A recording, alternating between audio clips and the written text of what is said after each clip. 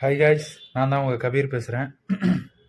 இன்றைக்கி நான் நேற்று வேலண்டைன்ஸ் டேக்கு போய் தனியாக சனம் தேரி கசம் பார்த்து செலிப்ரேட் பண்ணிட்டு வந்த அதை பற்றி நான் இதுக்கு முன்னாடி ஒரு ஷார்ட்ஸ் ஒன்று போட்டிருப்பேன், அதை போய் பாருங்கள்.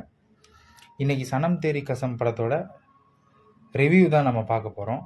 ஸோ இந்த படத்தில் என்ன ரிவ்யூ அப்படின்னு சொல்லி கேட்டிங்கன்னா, இது வந்து ஒரு ஹிந்தி படம். சனம் தேரி கசம் வந்து கிட்டத்தட்ட 9 இயர்ஸ் ஆகுது. 2014 ரிலீஸ் ஆன படம் தான் சனம் தேரி கசம். ஸோ இந்த படத்தில் வந்து நடிச்சிருக்க வந்து மாரா ஹோக்கன் அப்படிங்கிற இந்த ஹீரோயினும் ஹர்ஷ்வர்தன் ராணே அப்படின்ற ஹீரோவும் நடித்து வெளியான இந்த ஒரு ரொமான்டிக் ஃபிலிம், ஒரு மியூசிக்கல் ரொமான்ஸ்னு சொல்லலாம்.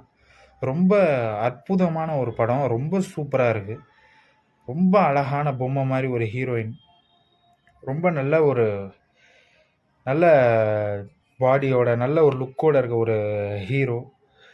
ஸோ 2 பேரும் சேர்ந்து நடித்த ஒரு சூப்பரான படம். ஆக்சுவலாக ஹர்ஷ்வர்தன் ராணே வந்து ஹிந்தி தெலுங்கு ரெண்டும் சேர்ந்தவர்னு சொல்லலாம், பட் பியூர் ஹிந்தி தான். மாரா ஹோக்கன் வந்து அந்த ஹீரோயின் வந்துட்டு பாகிஸ்தானி ஆக்ட்ரஸ். ஸோ இவங்க நடித்த படம் இது உண்மையிலேயே ரொம்ப நல்லா இருந்துச்சு. ரொம்ப ஒரு சென்டிமெண்டலாக, உண்மையிலேயே நமக்கு அழுக வரக்கூடிய அளவுக்கு ஆயிடுச்சு. நானே ரொம்ப சென்டிமெண்டலாக அழுதுட்டேன்னா பார்த்துக்குவோம். அவ்வளோ தூரம் நல்ல ஒரு லவ் ஸ்டோரியாக இருந்துச்சு.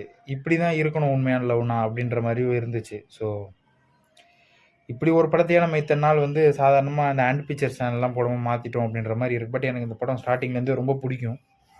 தேட்டர் எக்ஸ்பீரியன்ஸ் ரொம்ப சூப்பராக இருந்துச்சு. படம் ரொம்ப அருமையான படம், நல்ல ஸ்க்ரீன் பிளே, சாங்ஸ் எல்லாம் சூப்பராக இருந்துச்சு. அந்த சனம் தேரி கசம் டைட்டில் ட்ராக் சாங் ஒன்று வரும்.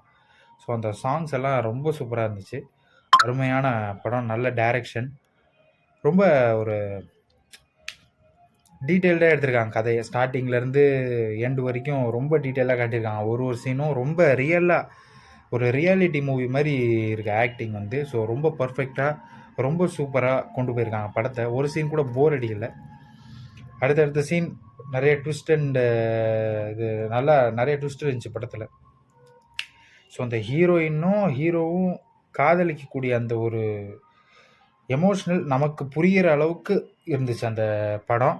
ஸோ எல்லோரும் போய் பாருங்கள் அந்த படத்தை. ஸோ ரீரிலீஸ் பண்ணியிருக்காங்க இப்போது வேலண்டைன்ஸ் டே ஸ்பெஷலாக. ஸோ போய் பாருங்கள், படம் ரொம்ப நல்லா இருந்துச்சு. தேங்க்யூ ஃபார் வாட்சிங். By guys.